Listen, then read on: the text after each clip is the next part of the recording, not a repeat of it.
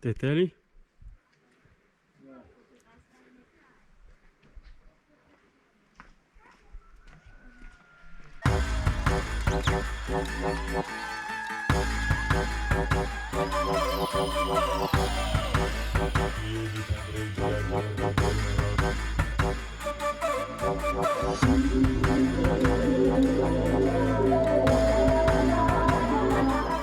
După 2 zile de drumeție în jurul Borșei, am pornit din nou pe biciclete, de data asta numai eu cu Tete. Am apucat-o spre Poienile Izei, parte din traseu fiind cel pe care venisem din Breb spre Borșa. În fiecare sat se înalță câte o biserică de lemn. Unele sunt vechi, însă multe sunt noi construite, ceea ce atestă faptul că tradiția e dusă mai departe. Și pentru că drumul era în general în coborâre, am decis să vizităm acum ce nu vizitasem la venire. Așa că am intrat în Săcel la olarul Tănase Burna. Asta am învățat de la bunic, de la tata, bunic, tata de la bunic, că tot s-a transmis în familie. Și asta e că lutul ăsta e numai din zona asta? Numai de aici, zona. Nu-i bun din altă parte. Pentru că dacă aș aduce din altă parte, să zicem, nu ține apa. Trebuie zmălțuită. Așa, astea nu sunt mălțuite. Nu, nimic, doar după ce se uscă, Uscate și date cu piatra și copte. și arse. Păi, Aha. Deci așa le faceți, le dați cu piatră? că asta mai trebuie un pic să se usuce. Aha, da. Și pe urmă să se dea cu piatra și apoi la foc. Și prin ardere, pe urmă, îți roșii. Ce cum sună? Și care se roșii folosi. Ăsta nu sună că Vede diferența. nu-i ars. Nu-i ars. Da. Și acolo e lutul? Acolo din luptă, dar mai ținem o celofan ca să menține umed, așa mai frământat, că un pic de lut dacă nu-i drum, dar uite, când lucrez, îl simt, trebuie scos, compensat, cu saltul.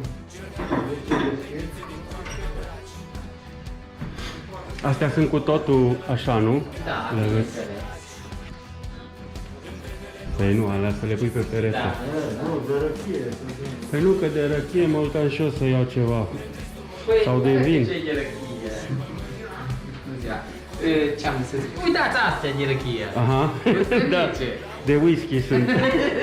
Le pune cu 3 cuburi de gheață și uite, asta iar e faină. Acolo jos a necătorul. Ia uite, tete. Bă, ce faci aici?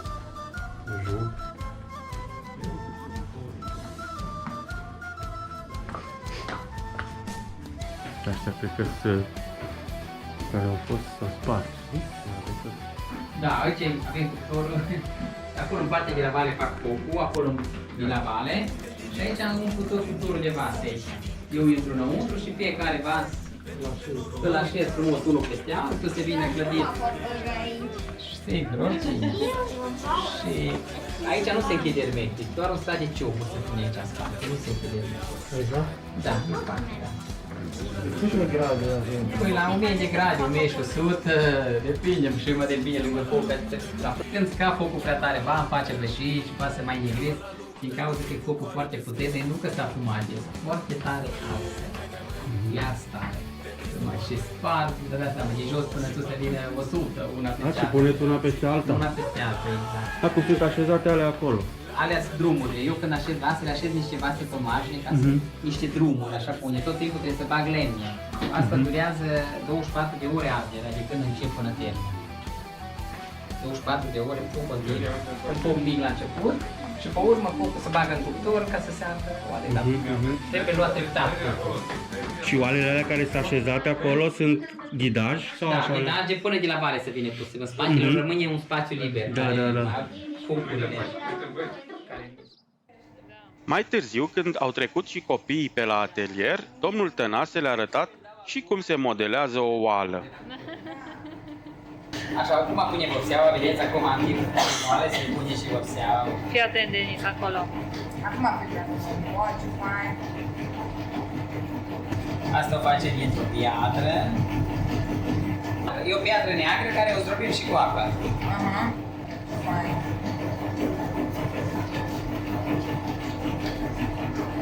trebuie să ai mână sigură. Muncește aici. Acum timp să învață și ăsta, știți că acum e timp să învață și ăsta. Ar fi tot exact.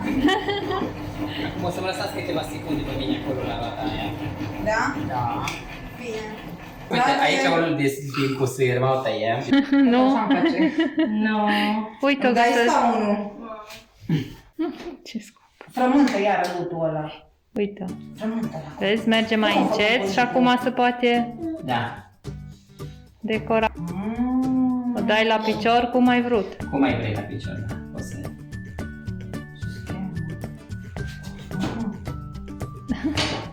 Uai, ce frumos a ieșit. Bravo, bunici! Bravo, Bravo! Se continuă. Și toarta, acum se face toarta. Copii, uite, se face și toarta. Stați să vedeți. Dai mie lutul. Mie Vedi cum are făcut și de drumul. E bun.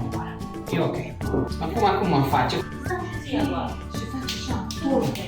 Stau și ție luat. faci pancove. Aici e foarte mare. Faci pancove cu Se bunii. lipește. Da, da. Se lipește. Ioi, și plăcinte. Luați, nu vii cu mine. Nu vii, i-am dat asta cu mine. Uite ce frumos se lipește acolo toarta. Da. Da. Dacă lutul Da. Până e proaspăt. E da. Normal e bine lăsate să zicem o oră, un pic să Hai să acum vedem cu toate atenție. să trimită filmulețul și la mama ca să te vadă bine cum ești. Da, Doamne Dumnezeule, ce cuminte copilul ăsta de... Numai, seamănă lui bunicu. Păi da. Oare cum le-ai recunoscut? Nu, ce ai în mână, lut? Numai frământă. Cum face bunicul cu el? Trebuie să ai... vezi, dai cu apă, Da, lasă. Deci, nu se vede. Tot timpul cu apă, da. Nu te lovi în fier. despre se lovești. Ca să o să faci bibi.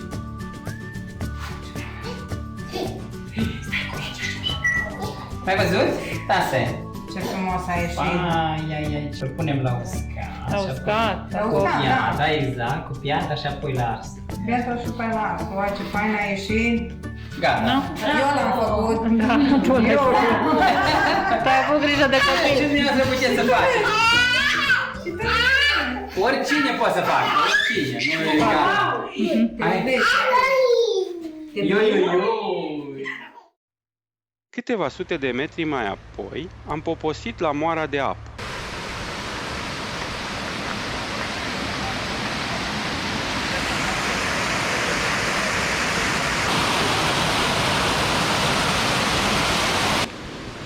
La noi aici în Maramureș se fac cergile. Ele sunt țesute manual, sunt făcute din lână înăuntru. O să vă și arătăm procedeul de prelucrare al lânei. Ele sunt țesute manual, sunt acolo împletite, după care se aruncă acolo în vâltoare. Acolo apa le învârte cam 24 de ore. Rolul mașinăriei este de a practica țese. După ce sunt țesute bine, acolo în vâltoare le pisează apa și le face mult mai pufoase, mult mai groase. Aici în față se poate vedea moara. Moara este construită în 1907 și funcționează tot cu forța apei. Aici se pun boabele de porumb. Boabele cad acolo între pietre, sunt două pietre. Piatra deasupra care se vede este mobilă, se rotește și mai este una chiar sub ea care este statică și în timpul funcționării acolo rezultă mălaiul. Moara nu are site, deci nu se lechează, este un fel de mălai integral. Omul vine cu sacul, se macină ulterior acasă și șterne acel produs. Dacă doriți să vedeți și mecanismul morii, acele roți mari care pune moara în mișcare, poate căpura acolo jos până în capăt și se pot vedea. După ce au pus oițele și au spălat luna, vin aici ca să o prelucreze. Mașinăria funcționează tot cu forța apei și aici este prima etapă. Aici se pune pe bandă lâna și aici are peste 1000 de dinți călmânătorul și rupe acea lână. Deci mecanismul este foarte puternic. Iar aici în capăt, lâna este prelucrată, vine sub formă de val de lână, deci ca un cobor așa de lână și lâna este prelucrată. Și așa arată lâna prelucrată. Dar la noi totdeauna s-a tors manual și se făceau cerci, cum ați văzut. Înainte de Dragomirești, ne-am abătut puțin la mănăstirea Sfântul Ilie, și ea o construcție recentă.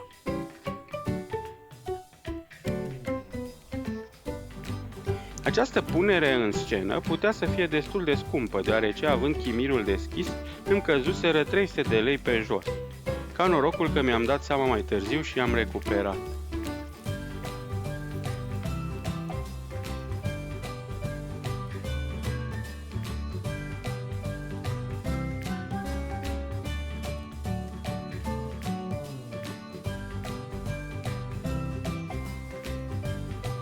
Te vin dacă vrei. Hai. Nu se întunecă. Hai să mergem. Mai avem 26 de kilometri, tete. Da, și atât. Acolo ne oprim. Numai că Iehud e înainte.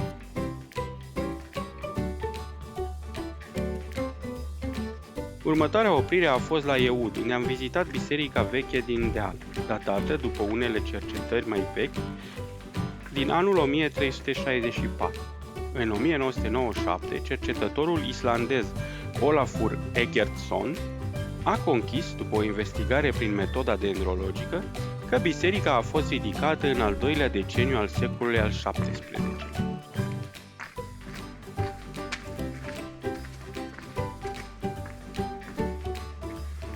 Pictura murală a bisericii datează din secolul XVIII.